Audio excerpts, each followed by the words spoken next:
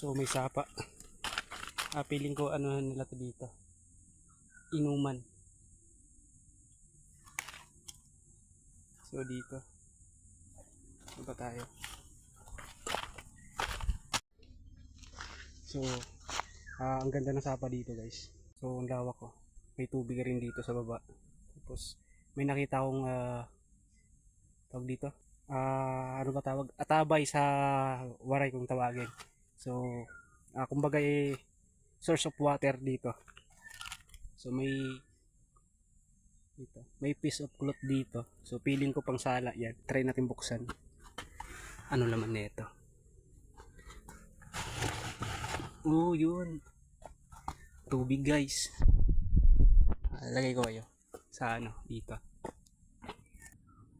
Oh, agagi meron. Positive guys, meron.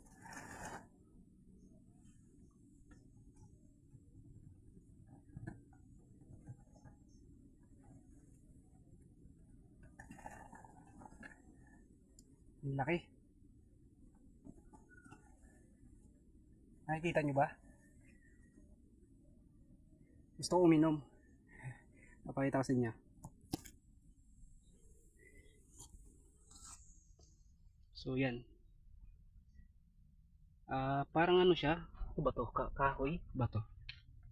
Gagi. Bato guys. Mga bato. Parang balon siyang babaw lang pero may tubig. Tapos yung source of water dito siya. So dyan nagmumula yung tubig. Tapos bumababa hanggang dito. So sakto, nauuhaw tayo. So dito tayo inom, tatry natin. So kung hindi man to hindi man to inumin or kung ano man to, wish me luck na. So yan yung maganda, di ba? Laging may trail yung pinaggagawa natin sa buhay. So kukuha lang ako ng tubig at iinom tayo, guys. Di ko alam anong tawag dito sa English or Tagalog, pero ang tawag namin dito ay hagikhik. So kadalasan binabalot to sa suman. So ito yung kukunin natin para gagawing baso. Ay, meron pala ako baso dito. Pero ito na lang gagamitin natin para ipapakita ko sa inyo paano gumawa ng baso, no? Haha. So, wait lang. Set up ko lang kayo.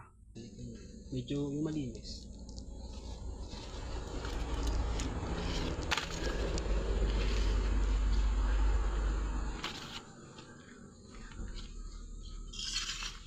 So, may nakuha na tayong dahon. So, ang gagawin natin, pagbagalan natin ng konti para malinis. So, ang paggawa na ito, ang paggawa ng baso, gaganunin nyo lang. Hold nyo lang ng ganito. So, yan. Tapos, fold nyo to dito para hindi umawas yung tubig. So, yan, may baso na tayo. Diba? Ganun lang kasimple. Sakto, may ano dito, may pang timba sila. Yun yung pangsalok. Lalagyan natin dito. Eto. So salok na tayo, guys.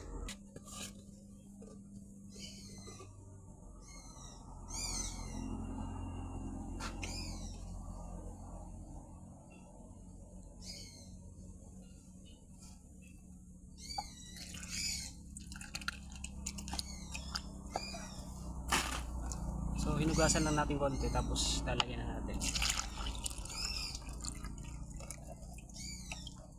So inom tayo, guys.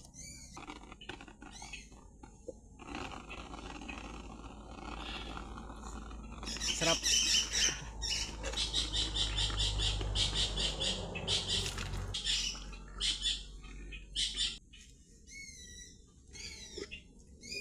So tapos na tayo uminom. Medyo may lasa yung tubig, matamis. So matamis yung tubig niya, guys. Naiinom naman. So masarap yung tubig, no? Ayan, no, hindi masarap. So may lasa yung tubig, guys, lasang kahoy. Pero feeling ko inumin to eh. So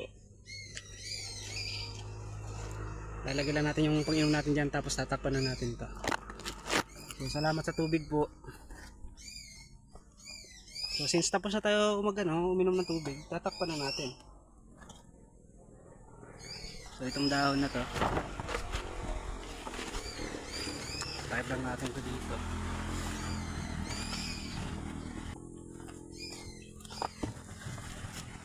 goods na. Tapos itong lagayan, balik lang natin. Diyan nagmumula yung source of water. Tapos may may bilog diyan.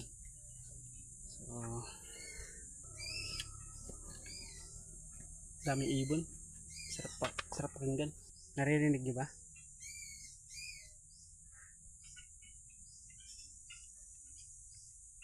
Daming ibon, no. So daming halaman dito. Sa pagkakalam ko sa Cavite binibenta 'to eh. Hindi ko lang alam anong tawag diyan, pero binibenta 'yan.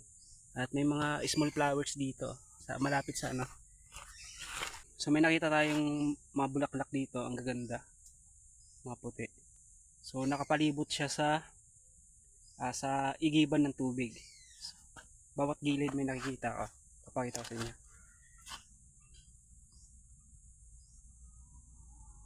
Diba? Ang ganda.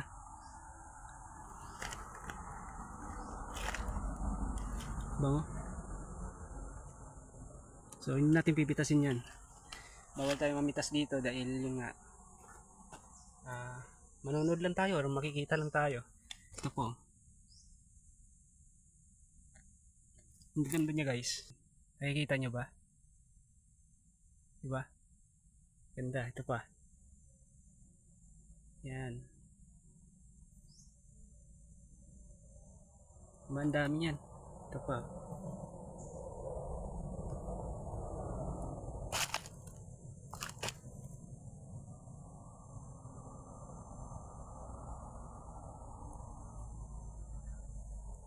Diba? Ang dami. Lahat yan sa buong paligid ng igiban ng tubig, marami. May tubig rin dito. Baba tayo konti. So hindi natin pipitasin yan. Tama lang yung panunuorin natin or i-enjoy natin yung kagandahan. Although gusto kong pitasin dahil ang ganda. So hayaan lang natin sila dumami dyan. Lagi niyong tatandaan, hindi lahat ng magaganda pwede kunin. So sapat na yung panoorin lang natin sila at hayaan natin sila dumami. So proceed tayo sa adventure natin. Diba? Naririnig ba? Wala tayo. May narinig ako dito nagtampisaw. Siguro may isda to dito. So lipat tayo ng pwesto. May palaka. Papakita ko sa inyo. Ladybug, boy. May ladybug. Papakita ko sa inyo. Ba't tayo mag-focus ng camera ko? Ayaw mag-focus ng camera natin. Saan na yun? Dito siya guys. Ladybug. Hello. Diba? Ang cute. Actually ang dami nandito, nakita ko kanina. Nagliliparan sila. Tapos guys,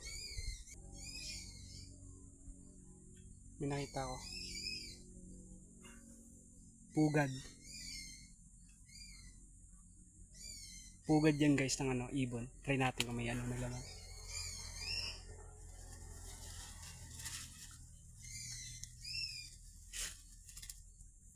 Wala nang laman. Papakita sa inyo. Ay hindi ko alam kung bago ba to or kagagawa lang, pero huwag natin tanggalin.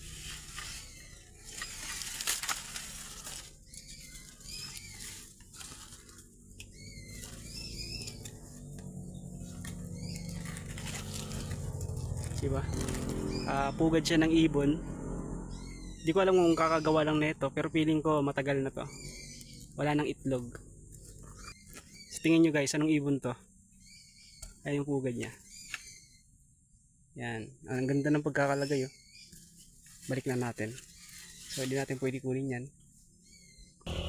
So ibig sabihin, marami pang mga ibon dito na hindi nag-aalisan sa gubat na to. So good sign yon na medyo healthy pa yung gubat dito. So may tubig dito, sapa. Pero feeling ko wala ng isda. Pero malay natin, di ba? Baka may isda dyan. Hindi lang natin nakikita. So lipat tayo, baba na tayo.